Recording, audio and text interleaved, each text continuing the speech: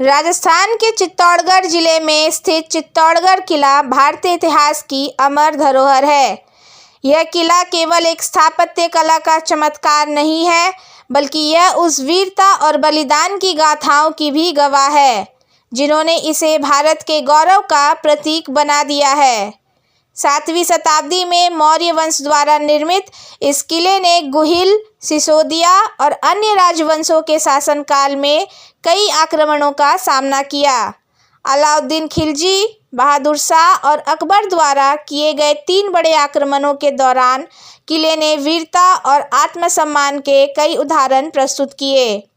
रानी पद्मिनी के जौहर और महाराणा प्रताप के संघर्ष की गाथाएं यहाँ की भूमि में रची बसी है।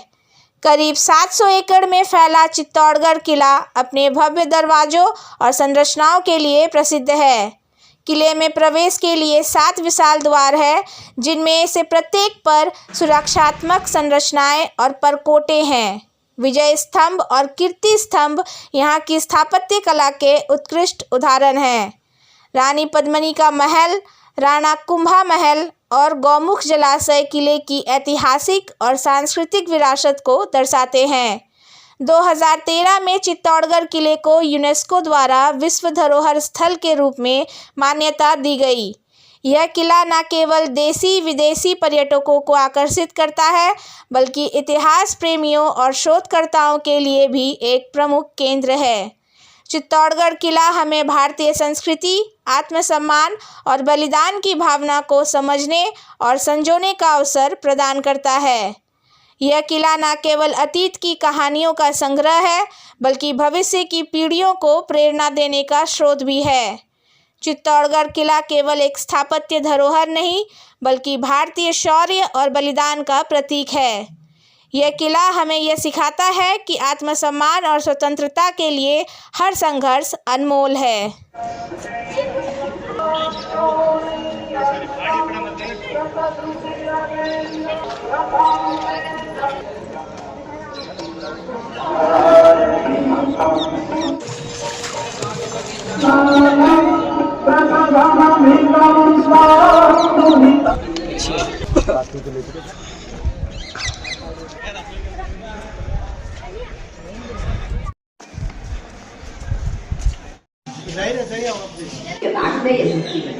ये 7.5 ये ओरिजिनल तो है नहीं? नहीं, अंदाज से बने। अंदाज से कि ऐसी महारानी नहीं होगी। ये इतने राजा जोड़ किया उसके बाद में, और ये उनका नाम का दीपक चलता है हमेशा। आरती ले लो। हाँ, आप यही रहो। दक्षिणा रखना। हाँ, दक्षिणा रखेंगे। मेरा दक्षिणा रखे तो मंदिर आने कोई मतलब ही नहीं। देगा आपको बराबर। सुबह सुबह हमारे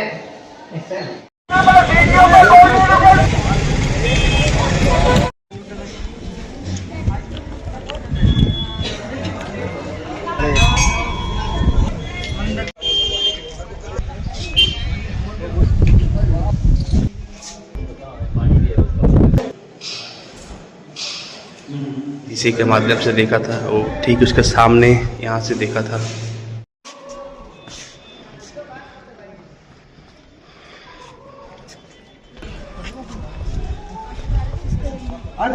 बस नाड़ा कोई काम होगी सुरंग से जाती वो इतनी दूर तक नाना आती बड़ से लेकर तक जगह बंद करके रखी सुरंग का सी कमल पली बड़ा सारा है। मतलब पूरा दोबारा बोलना। सूरज पोल को पहले तो पढ़ना चाहिए, सूरज पोल खड़े थे।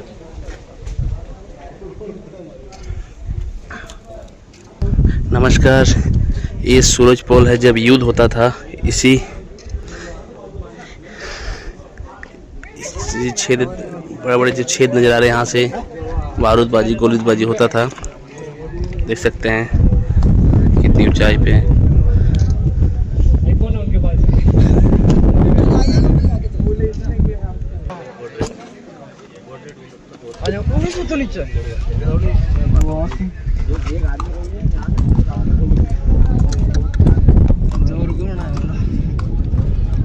किला उतर जाए ना, किला का उतर जाए।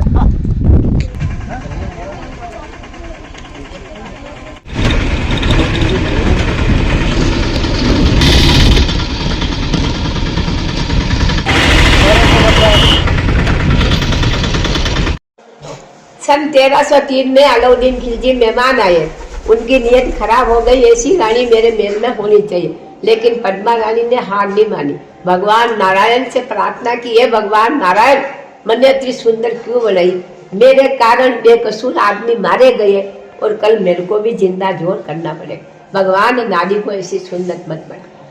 सन 1303 में रानी ने जोर किया, उसके बाद में ये मूर्ति बनाई है और इस कुंड में रानी स्नान करने आती। ये कुंड पद्मा रानी का, और आप लोग आए वैसे नहीं आती, रानी गुप्त रास्ते आती। पदरनी का मेरे से 2 किलोमीटर वो रास्ता बंद कर दिया, वो सामने उसी रास्ते आके स्नान करके वापस इसी रास्ते से। हम तो वंशानुसार 500 वर्ष, दादा सासू जी, उसके दादा सासू जी, मेरे दादा सासू जी, मैं, वो कल मेरी बहू है, उसके लड़का की बहू है, हम दरबार के तेल के पूजा से रानी होती है। ये पद्मा जी की, आपका नाम क्या हुआ? मेरा नाम शारदा है और पद्मा रानी का पति का राजा रतन सिंह है। निकला बाड़ी में से, मारे भी ना आता, इसको बोलते हैं गौमुखी मंदिर। ये पताल से आ रहा है, पताल से आ रहा है, ये कहाँ से आ रहा है किसी को मालूम नहीं है। मारे भी ना आता, मारे भी नहीं। इस जगह का नाम क्या है? इसी का नाम गौमुखी मंदिर। आपका नाम क्या है? गौमुखी मंदिर। आपका नाम, आपका नाम, आपका नाम क्या है? ये क्या नाम है जगह का? गौमुखी। ये क्या होता था पहले? कुछ नहीं, यहाँ पे महारानियाँ नहाती थी, मंदिर में पूजा पाठ करती। ये गोमुख का पानी कहाँ से आ रहा है? कुदरती अपने आप चलता। अपने आप से आ रहा है? हाँ। हमारे यहाँ सीताफल की खेती होती है, जिनकी साड़ी वगैरह बनाते हैं, चंदन की साड़ी और सीताफल की साड़ी, जो रानी पद्मावती पहनती थी। क्योंकि पहले के ज़माने में कपड़े लत्ते चलते नहीं थे, पेड़ पौधों से ही कपड़े लत्ते बनाए जाते थे। अच्छा, ये किला पहाड़ के ऊपर टिका हुआ है क्या पूरा? हाँ, ये पूरा 580 फीट की हाइट है और पहाड़ के ऊपर ही बना हुआ है। जैसे विजय स्तंभ वगैरह है, रानी का महल है, मीराबाई का है, कुमश्याम मंदिर है और सूरतपुर लड़ाई का मैदान, कीर्ति स्तंभ वगैरह सारा है। रानी पद्मावती का महल भी पानी के अंदर इसलिए बनाया गया था क्योंकि पहले के ज़माने में लाइट वगैरह पंखे वगैरह चलते नहीं थे। रानी पद्मावती विश्व की सुंदर नारी थी, इसलिए इसको गर्मी सहन नहीं होती थी, इसलिए पानी के अंदर बनाया गया है। वो ठंडा रहता है। देखने तो बहुत दूर दूर से 4 ऑल इंडिया के आते हैं। अभी जगह में तो हम तो सवारी के पैसे नहीं घुमाते हैं आराम से। क्या नाम हुआ आपका? चंद्र प्रकाश।